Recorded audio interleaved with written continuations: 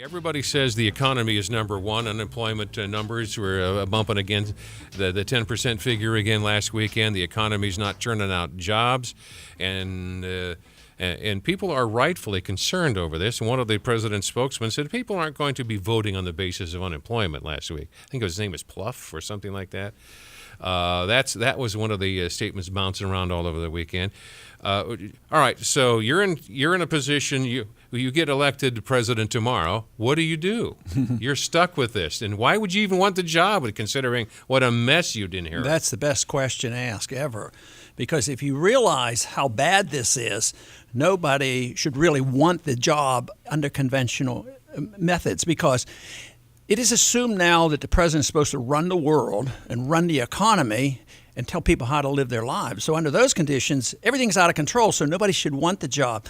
What I want to do is exactly opposite. I don't want to run the world and do all these things, so I want to reverse the course and get this notion out of our minds that it's government is supposed to run the economy. What we're supposed to do is produce a healthy environment.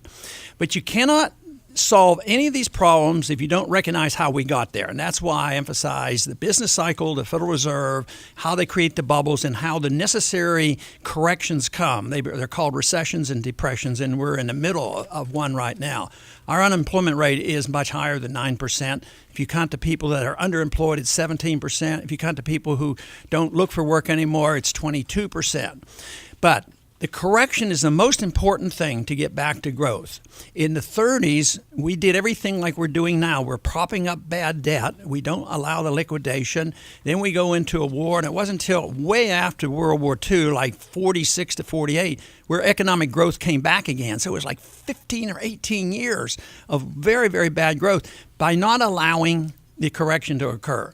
So that's the tough part, because politically, you just have to allow the bankruptcies to occur. You don't bail out the banks and the big businesses and throw this burden on the economy and on the people. So, and that can't be achieved by one person waving a wand. People have to understand that you can't bail out people. You got to cut spending. You got to cut taxes. You got to deregulate. You got to invite capital back home again. You have to have a strong currency, because a strong currency brings capital. Today we have the weak currency. Capital goes overseas. We're unfriendly to businesses, so jobs go overseas. Nobody likes the fact that jobs go overseas. They talk about it all the time, but they don't quite understand that our policy, it isn't because China is doing harm to us. It's because we've done harm to ourselves, and our business people can't exist. And that's why they go overseas, or they park their profits overseas, because we're going to overtax them here at home. All right, so if you can...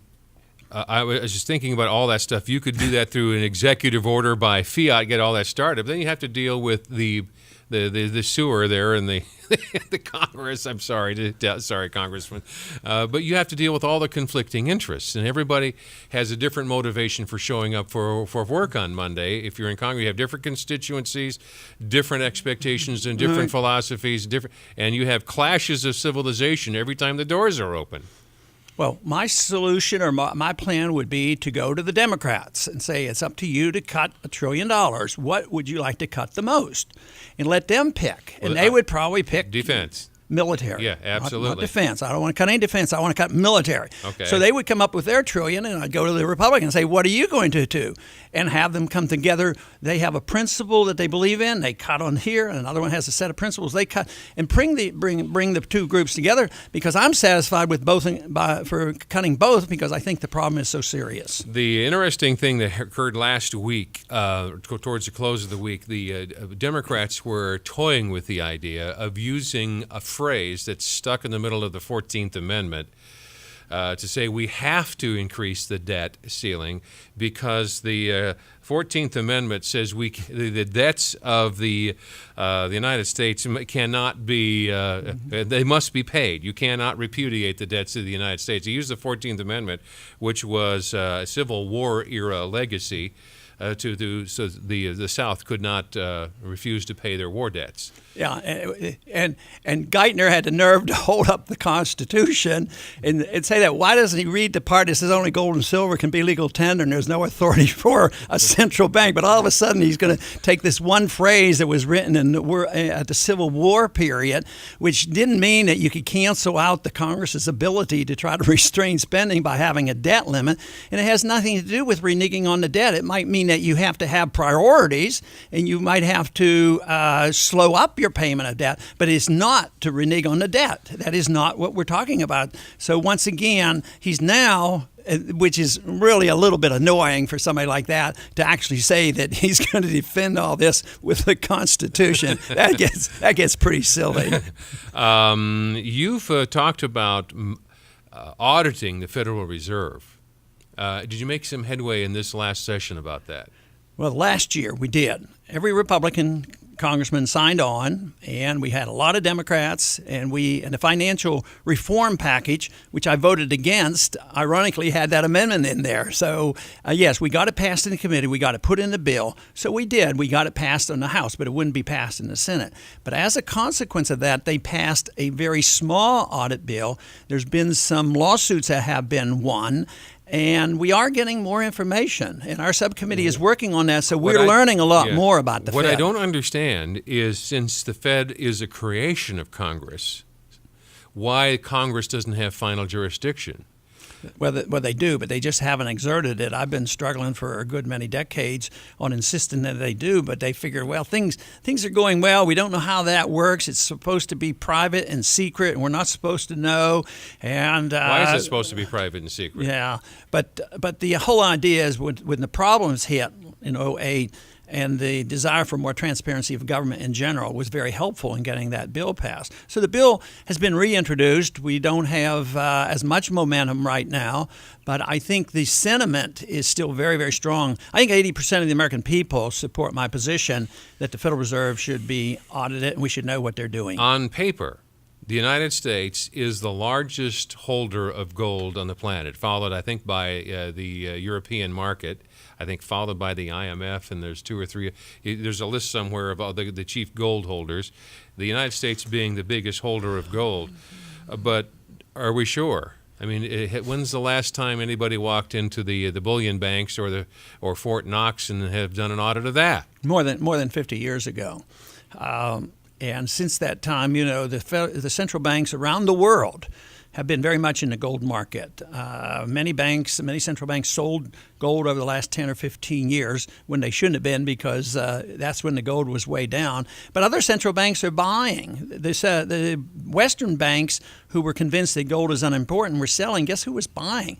India and Japan and China, Indonesia. So it was shifting from the west to the east because it is the ultimate money. So I've introduced legislation. I've held hearings on this, and that is we need to audit the gold to find out if it's there. And they get hysterical about it. Oh, no, why do you want to do that? You know, it's going to cost money to do it. Mm-hmm. You know, but we should know. I mean, you as a congressman, can't you just say, I'm coming tomorrow and show up at Fort Knox, and we need a handful of us. We're coming over tomorrow. We're just or we're coming, whatever it is, and we're going to show up. Can't you use your own jurisdiction to go monitor and scrutinize our gold supply? So far, nobody's done that. I think somebody that might not have been a member of Congress tried that. Of course, they wouldn't have any part about it. But I intend to follow up with this because we have the bill. We're trying to get it done, you know, in a deliberate fashion and have an audit of the Fed, of the gold.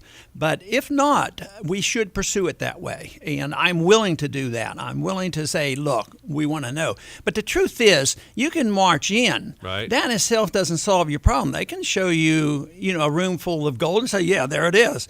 But who's going to weigh it? Who's going to test it? How about the contracts? How about the contracts right. that these... who actually owns it? Yeah, because they might have loaned the gold out, which a lot of the central banks had done. It's also a big trading of over-the-counter ETFs for gold expires the 15th of July. The Obama administration has said we're not going to allow that kind of trading. You can still buy the bullion. You can still buy the hard stuff.